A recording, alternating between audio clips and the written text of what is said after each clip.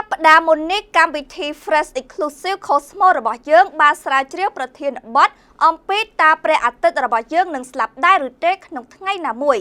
เป็นนิกรรมวิธีระบdươngหนึ่งมีอัตบัตสราชิริวิจิตรมวยเตี้ยได้ปีพันได้dươngหนึ่งสลับมุนเปรอัตตได้หรือเตตาแผ่นได้dươngหนึ่งสลับมุนเปรอัตตได้หรือเต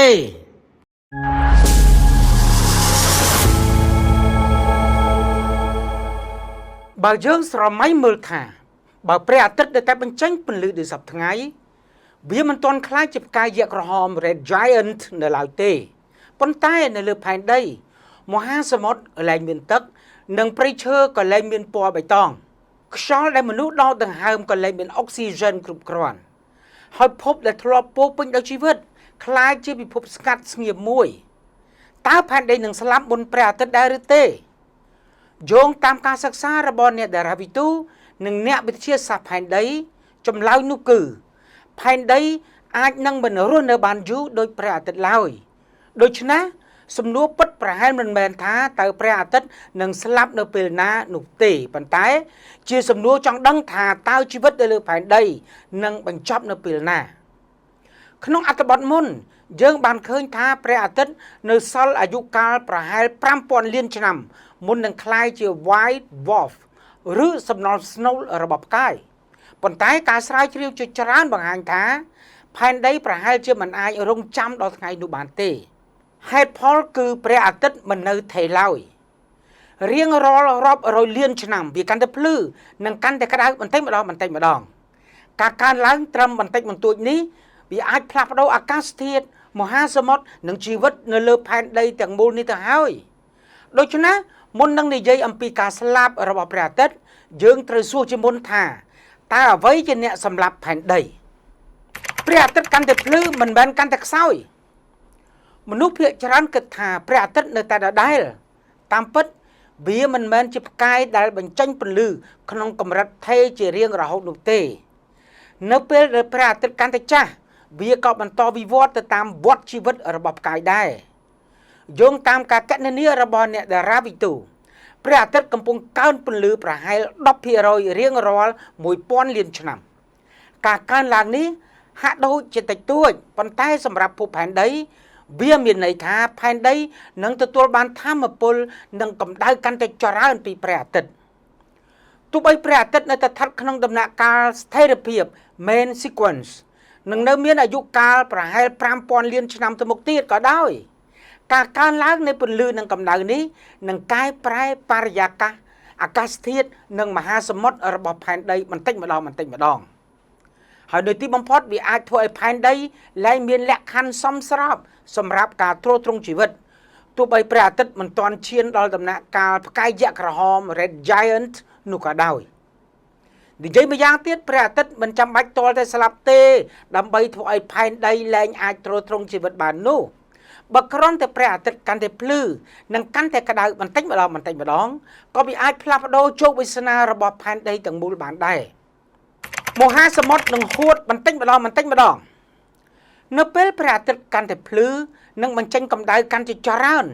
សីតុណ្ហភាពលើផែនដីក៏នឹងកើនឡើងបន្តិចម្ដងដែរជាលទ្ធផលទឹកនៅក្នុងមហាសមុទ្រនឹងចាប់ផ្ដើមហួតកាន់តែច្រើនហើយបរិមាណចំហាយទឹកនៅក្នុងបរិយាកាសក៏នឹងកើនឡើងផងដែរប៉ុន្តែចំហាយទឹកមិនមែនគ្រាន់តែជាទឹកដែលហួតឡើងទៅក្នុងបរិយាកាសប៉ុណ្ណោះទេវាជាឧស្ម័នផ្ទះកញ្ចក់ដ៏មានឥទ្ធិពលបំផុតមួយនៅពេលបរិមាណចំហាយទឹកកើនឡើងវានឹងស្រូបនិងរក្សាកម្ដៅបានកាន់តែច្រើននឹងធ្វើឲ្យផែនដីកាន់តែក្តៅកម្ដៅដែលកើនឡើងនេះនឹងធ្វើឲ្យទឹកហួតកាន់តែច្រើនថែមទៀត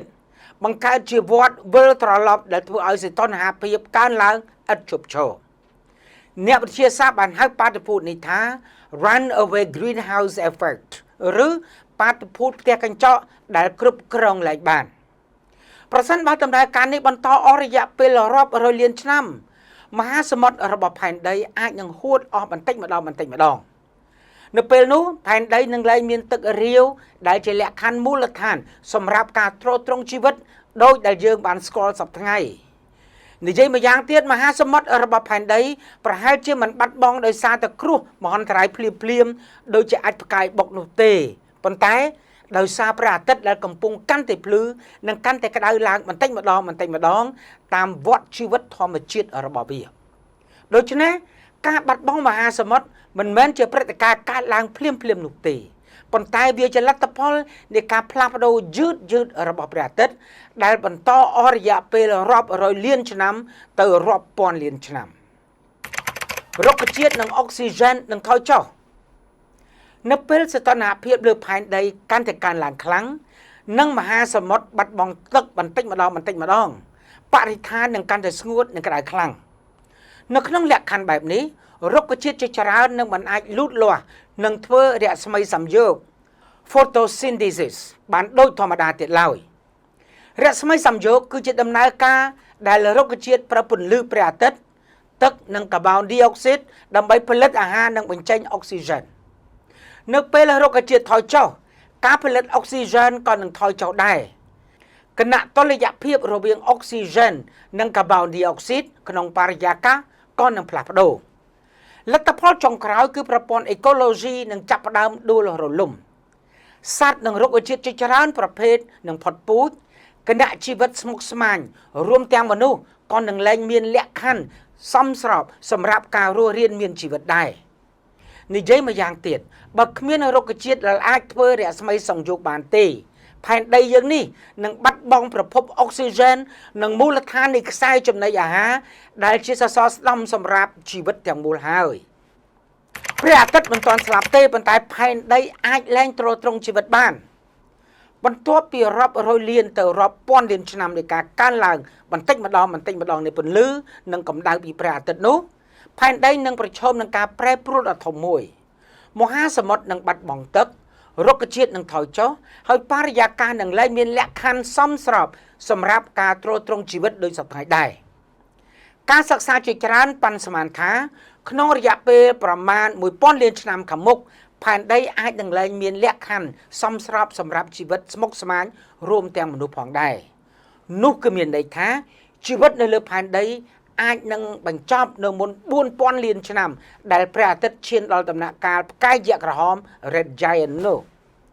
បើនិយាយម្យ៉ាងទៀតនោះព្រះអាទិត្យប្រហែលជាមិនទាន់ស្លាប់ទេប៉ុន្តែផែនដីយើងនេះគឺអាចលែងជាភពដែលអាចទ្រទ្រង់ជីវិតបានរួចទៅហើយក្នុងសេចក្តីសន្និដ្ឋាន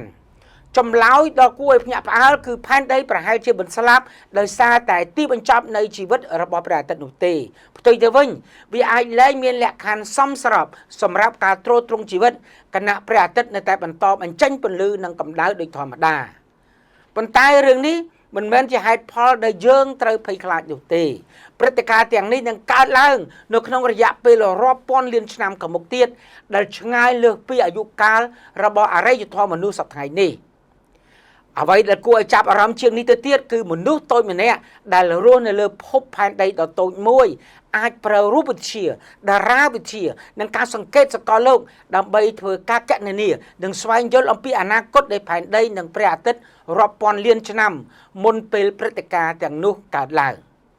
នោះហើយគឺជាអំណាចដ៏អស្ចារ្យបំផុតរបស់វិទ្យាសាស្ត្រវាមិនត្រឹមតែជួយឲ្យយើងយល់ពីសកលលោកប៉ុណ្ណោះទេប៉ុន្តែថែមទាំងរំលឹកយើងទៀតថាទោះបីជាមនុស្សមានអាយុកាលខ្លីប៉ុណ្ណាក៏ដោយក៏យើងនៅតែអាចសម្លឹងឆ្ងាយទៅអនាគតរាប់ពាន់លានឆ្នាំបានតាមរយៈការសួរសំណួរការសង្កេតនិងការស្រាវជ្រាវរបស់យើងបានដែរហើយប្រហែលថ្ងៃណាមួយផែនដីនឹងលែងអាចទ្រទ្រង់ជីវិតបានប៉ុន្តែថ្ងៃនេះការយល់ដឹងរបស់មនុស្សអំពីអនាគតដ៏វែងឆ្ងាយនោះវាគឺជាភស្តុតាងមួយថាវិទ្យាសាស្ត្របានពង្រីកព្រំដែននៃចំណេះដឹងរបស់យើងឲ្យឆ្ងាយលើសពីអាយុកាលរបស់មនុស្សទៅទៀតសកលលោកមិនប្រាប់យើងអំពីអនាគតដោយពាក្យសម្ដីរបស់យើងទេវាបង្ហាញតាមរយៈច្បាប់ធម្មជាតិហើយភារកិច្ចរបស់វិទ្យាសាស្ត្រគឺស្វែងយល់និងបកស្រាយច្បាប់ធម្មជាតិទាំងនោះ